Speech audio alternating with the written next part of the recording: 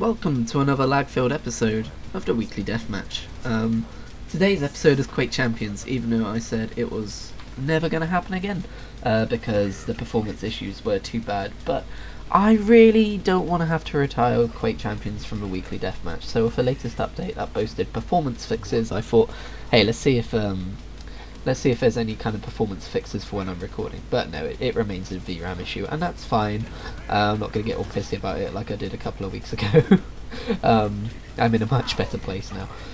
But yeah, I just thought because Season 2 of the Battle Pass stuff for Quake Champions has just gone live, I thought it'd be cool if I could play it, if I could show it off a bit. As you can see, the starting shotgun I now have is the Battle Pass thing. And I didn't buy Season 1 because I kind of wasn't playing when it launched, and when I actually looked into it, it was getting towards the end of the season anyway.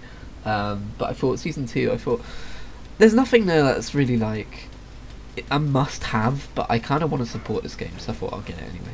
And it is quite fun, like having more of kind of a motivation to play it. So yeah, that is nice. But yeah, the whole thing about me not being able to record Quake Champions, that's definitely my own VRAM, because I only have like, if I remember right, I might be wrong, I think I have like 2 gigabytes of VRAM, which is super low, and it's something I should definitely have looked into when I was buying my pre-built PC. I know, pre-built, it's a trigger word, I'm sorry if it upsets you, but I just did not have the time or the patience or the know-how to make my own.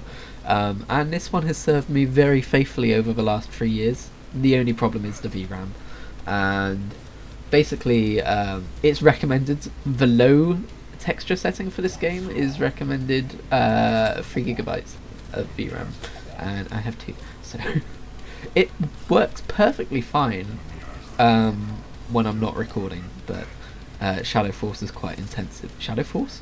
Damn, that sounds like some kind of really edgy Shadow the Hedgehog band of something or other. I don't know what I'm fucking saying, but yeah, that's the deal with Quake Champions. So you probably won't see any weekly death matches, unfortunately, with it in after this video. I just wanted to see if anything had changed. It has not. But it's almost April, my dudes, and do you know why April is exciting? If you don't know why April is exciting, I feel sorry for you.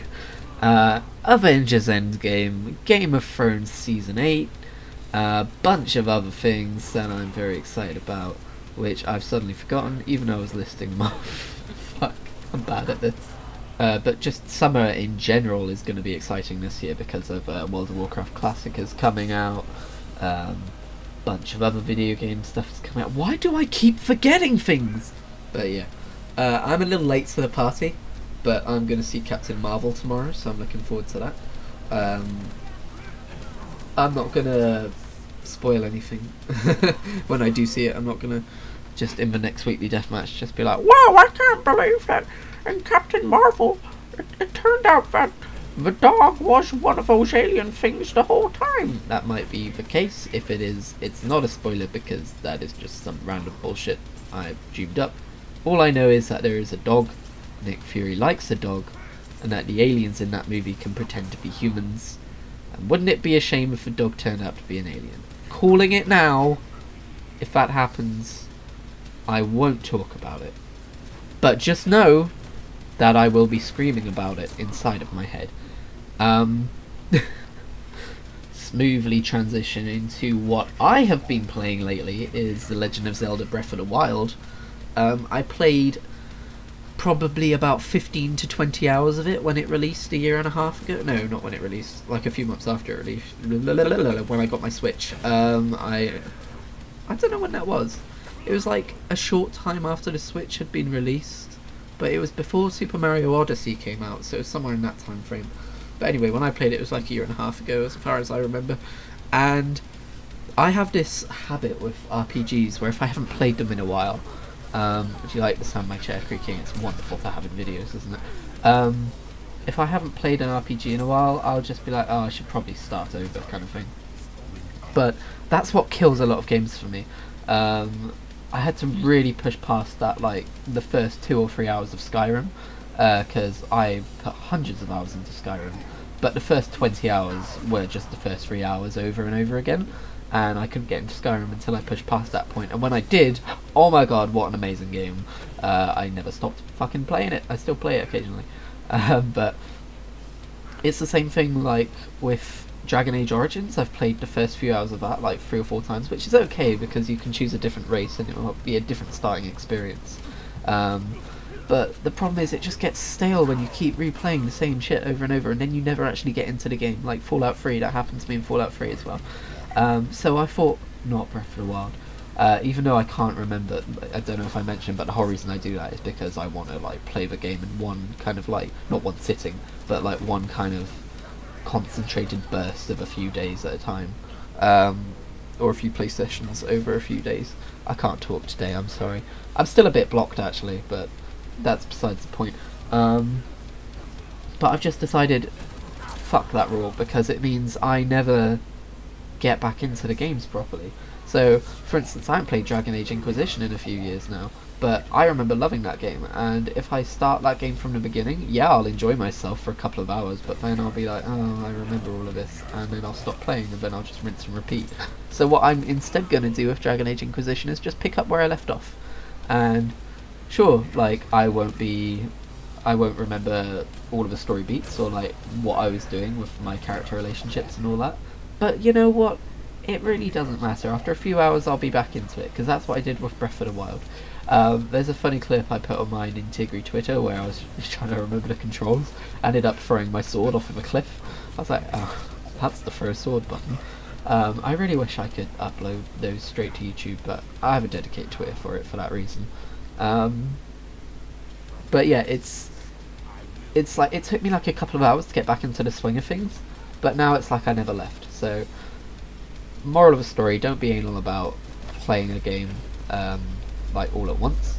If it's an RPG or whatever, just be okay with getting back into it. I'm the same with series. Like, if I'm watching, for instance, Game of Thrones, no spoilers ahead, don't worry, don't cack your pants.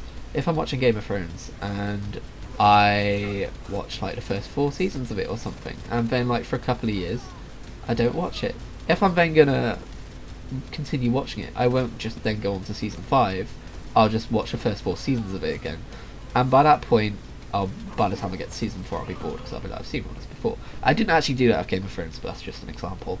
And I've been trying to be less, shall we use the word anal again? That was fun, wasn't it? I'm trying to be less anal about that kind of thing. For instance, Overwatch League is a good example. Last year, so I support the LA Gladiators, Shields Up and all that.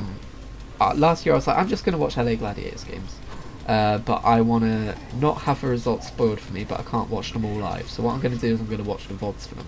Except it's not quite as fun watching it on a VOD, and also those games go on for a long time, so I kept putting it off, and then I fell behind, and then I stopped watching. This year I said, fuck it, I'm just going to watch whatever games I can when it goes live, if I have free time, if I'm able to stay up a bit later. I'm just going to watch whatever Overwatch League I can, and I'm having a fucking blast with it, and I'm enjoying it way more than I did last year, when I immediately fell off, because you shouldn't treat a live esports scene like a kind of like video series that you need to watch chronologically or whatever.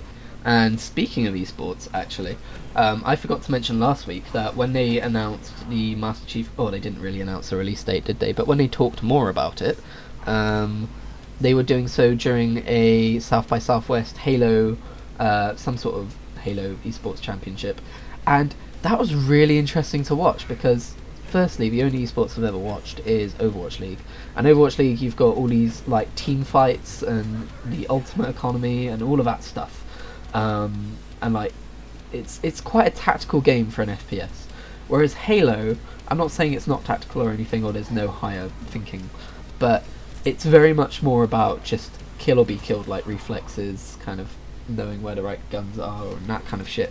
Knowing where the right guns are? Okay, I don't know enough about Halo multiplayer, okay? Cut me some slack.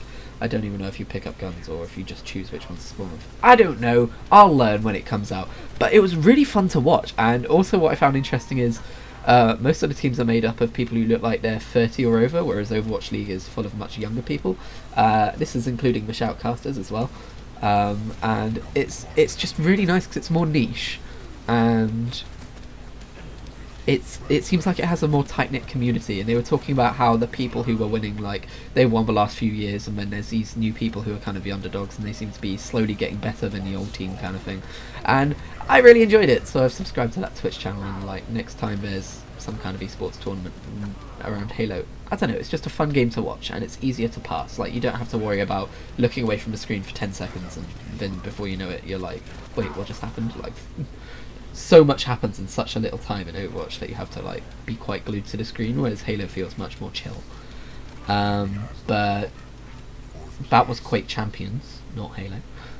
Thank you for watching, and I will see you in the next video, which will definitely have less lag in it. Sorry about the lag.